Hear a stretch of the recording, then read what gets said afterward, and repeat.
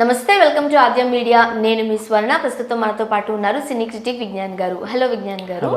PS1 మన దగ్గర అంత టాక్ రాకపోయినా తమిళ్లో మాత్రం సూపర్ డూపర్ హిట్ అయింది. ఇప్పుడు PS2 కూడా రిలీజ్ అయిపోయింది.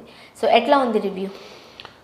నాకైతే ఈ సినిమా నేను మొదటి నుంచి ఎప్పుడూ చెప్తానే ఉంటాను. నాకు PS1 కానీ PS2 కానీ నేనైతే పాజిటివ్గానే ఉన్నా. అది మీ అందరికీ తెలిసిన విషయమే.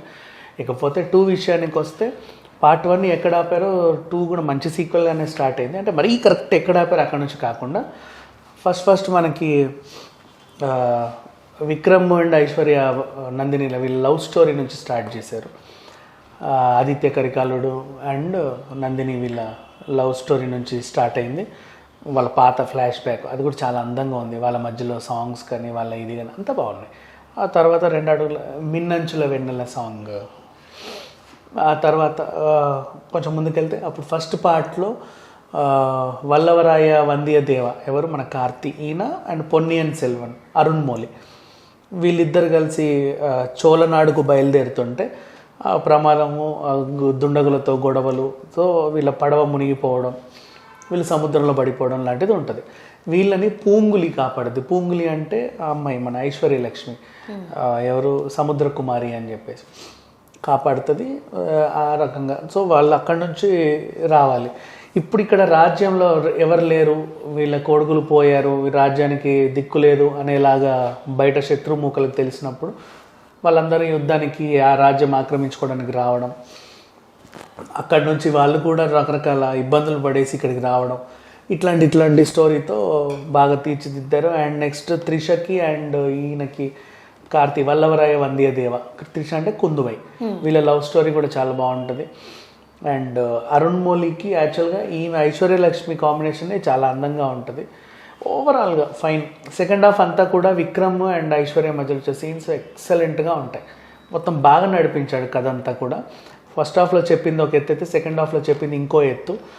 అండ్ పాటలు కొంచెం ఆగనందే సాంగ్ ఇట్లాంటివన్నీ కూడా ఏం చేశారంటే జస్ట్ బ్యాక్ డ్రాప్లో అట్లా పెట్టారు. అంటే మరి మూవీని డైవర్ట్ చేస్తాయి అనుకున్నారో ఏంటో. ఎందుకంటే ఫస్ట్ హాఫ్లో కూడా మాటాడు సై అనే సాంగ్ ఉంటుంది, దాన్ని కూడా తీసేశారు. అంటే కార్తీకి త్రిషకి ఏదో ఉందని మనకు తెలిసిపోతుంది ఆ సాంగ్ ఉంటే అన్నట్టుగా తీసేశారు. బట్ అర్థమైపోతుంది ఫస్ట్ హాఫ్లో వాళ్ళ యాక్షన్స్ని బట్టి. సో దీంట్లో కూడా అట్లాగే కంటిన్యూ చేశారు. ఓవరాల్గా చూసుకుంటే మీరు సెకండ్ ఫాస్ట్ చేసి చూస్తే ప్రతి ఫ్రేమ్ కూడా ఒక పెయింటింగ్ లాగా ఉంటుంది. Each and every frame inch వరకు ఎక్కడో చెట్టు మీద ఉండే పక్షి కూడా అందంగా ఇలా ఉంటుంది.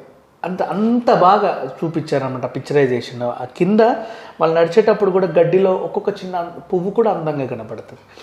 అంత బాగుంది. అండ్ ఓవరాల్గా వీళ్ళ లవ్ స్టోరీ ఫ్లాష్ బ్యాక్లో ఉండే లవ్ స్టోరీలో అమ్మాయి ఎవరంటే ఐశ్వర్య చిన్నప్పటి అమ్మాయి.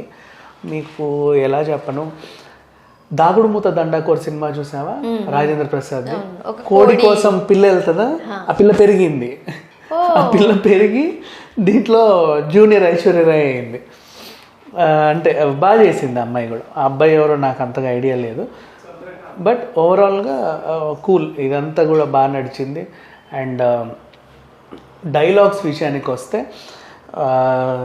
తనికెళ్ళ బన్నీ గారు రాశారు, అర్థమయ్యేలానే రాశారు, చాలా బాగుంది. ప్రతి డైలాగ్లో కూడా ఏదో ఒకటి ఉంటుంది, కానీ అది నీట్గా. ఫస్ట్ చిరంజీవి గారి వాయిస్ ఓవర్తో స్టార్ట్ అయ్యి అందరికీ వావ్ ఈవు అనే అరుపుల కేకలతో అయిపోతుంది. ఓవరాల్గా అయితే సినిమా చాలా బాగుంది. ఎంత అందమైతే అంత అందంగా తీశారు. పార్ట్ 1 పార్ట్ 2 నేను పర్సనల్గా చెప్పనా, నా లైఫ్ టైం సినిమాలలో నాకు ద టాప్ ఫేవరెట్ సినిమా అంటే Ponniyin Selvan 1 and 2. Top most నా కంప్లీట్ లైఫ్ ఎక్స్పీరియన్స్. ఎందుకంటే దీన్ని ఒక కథలానో లేకపోతే అలా మనం చూడకూడదు. బాహుబలిలో మనం చూసిన కళ్ళతో మనం దీన్ని చూడకూడదు. ఇది ఒక చరిత్ర, రైట్? ఒకప్పుడు జరిగిన స్టోరీనే మన కళ్ళ ముందు కనిపించారు. ఇప్పుడు కథను మనం మార్చేయడానికి లేదు కదా. సో దాన్ని అలా చూస్తేనే మనం రిసీవ్ చేసుకోగలమేమో. అండ్ నెక్స్ట్ ఇంకోటి, ఒకప్పుడు చరిత్ర అన్న వాడు గుర్తొచ్చింది. దీన్ని కల్కి కృష్ణమూర్తి అని ఆయన 20 ఏళ్ల క్రితమే నవల రూపంలో రాశాడు. చాలామంది అపోహలు ఏంటంటే ఇప్పుడు కథ కూడా కల్కి కృష్ణమూర్తి నవల అనే వేస్తారు వాళ్ళు. ఇది నవల ఆధారితమైన స్టోరీ, ఇది కట్టు కథ అంటారే తప్ప కల్కి కృష్ణమూర్తి కూడా అన్ని దేశాలు తిరిగి అప్పట్లో చోళులు పాండ్యుల చరిత్ర అంతా తెలుసుకొని రాసిన కథ. ఇది నిజంగా జరిగిన కథని ఆయన రాస్తే ఆయన ఇచ్చిన ఆ రూపం ఏదైతే ఉందో మన సినిమాకు ఉపయోగపడింది అంతే తప్ప ఇదేదో కాదు. ఇప్పటికీ తమిళనాడులో ఉన్న గుళ్ళన్నీ కూడా వీళ్ళవే, చోళులు వీళ్ళు కట్టించినవే. సో ఏదేమైనా సినిమా మాత్రం ఎక్సలెంట్. ఇక మణిరత్నం గారి డైరెక్షన్ గురించి చెప్పే అర్హత కూడా నాకు లేదు, మాట్లాడేంత ఇది లేదు. అండ్ ఏఆర్ రెహమాన్ మ్యూజిక్ అయితే ఎంత బాగుందంటే అంత బాగుంది. ఎందుకు చెప్పనా, ఫస్ట్ హాఫ్ సెకండ్ హాఫ్ కలిపి చూస్తేనే ఈ సినిమా ఎందుకంటున్నా అంటే, ఫస్ట్ హాఫ్లో పొంగెనది పారినది అనే పాట ఉంటుంది. దాంట్లో నిన్ను రమ్మంది మన్ను అంటే ఈ మన్ను నిన్ను పిలుస్తుంది రా రా, ఈయన వల్లవరాయ వందియదేవ, ఆ మన్ను ఈయనని ఎందుకు పిలుస్తుంది అనేది మనకు తెలియదు, కానీ అనంత శ్రీరామ్ రాసేసాడు. సో అట్లా డీప్గా వెళ్తే బట్ రెండు చూస్తే ఓహో అందుక రీజన్ అనేది తెలుస్తుంది. అండ్ అట్లాగే ఏ రకంగా చూసుకున్నా అండ్ అనంత శ్రీరామ్ లిరిక్స్ గురించి మాట్లాడుకుంటే ఎక్సలెంట్. మిన్నంచుల వెన్నెల ఎంత బాగుంది. మిన్ను అంటే ఆకాశం, ఆకాశం అంచుల్లో ఉండే వెన్నెల, అసలు అద్భుతమైన లిరిక్స్. దాన్ని మన ఏఆర్ రెహమాన్ ట్యూన్ చేయడము, వాళ్ళు పాడడం చాలా అద్భుతంగా ఉంది సినిమా అంతా కూడా. ఇట్లాంటి సినిమా నిజంగా నేను బ్రతుకున్న కాలంలో ఈ టైంలో ఇలాంటి సినిమా రావడం, దానికి రివ్యూ ఇవ్వడం కూడా నేను అదృష్టంగా ఫీల్ అవుతున్నా చెప్పాలంటే. అంత మంచి సినిమా ఇది. అది అండ్ సో మన దగ్గర ఈ సినిమా ఎలా ఆడుతుంది అంటారు? మన దగ్గర చచ్చినా ఆడి సినిమా ఆడదు. వై బికాస్ పార్ట్ 1 10 కోట్లు పెట్టుకుంటే 9 కోట్లు వచ్చింది వీళ్ళకి.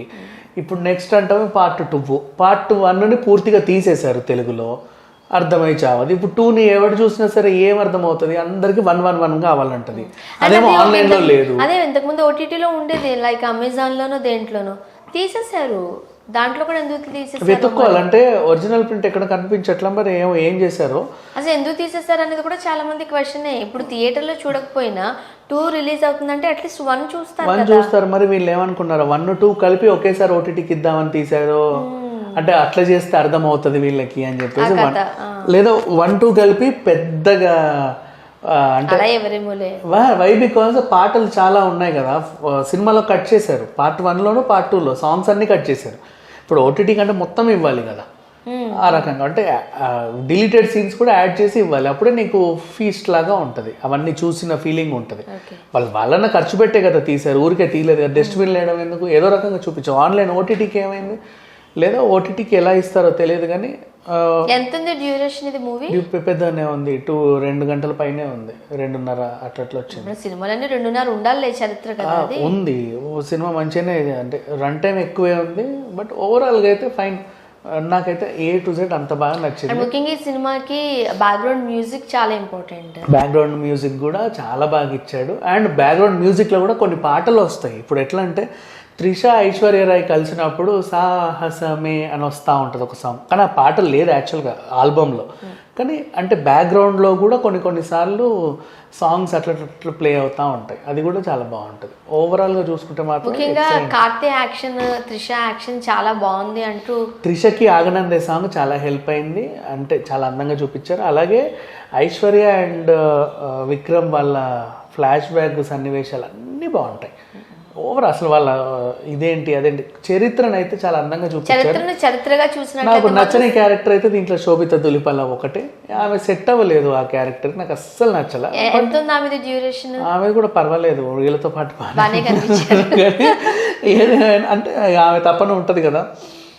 ఆమె కంటే అరుణ్ మౌలికి పూంగులి జత చాలా బాగుంటుంది. వాళ్ళిద్దరిని చూస్తే భలే అనిపిస్తుంది, కన్నుల పండుగ ఉంటుంది. ఈవిడ పక్కన చూస్తే డైజెస్ట్ అవ్వదు అంతే. మీకు నచ్చదు కాబట్టి ఖచ్చితంగా అట్లా ఏం లేదు, బట్ ఏదో బాల అంతే. Thank you so much.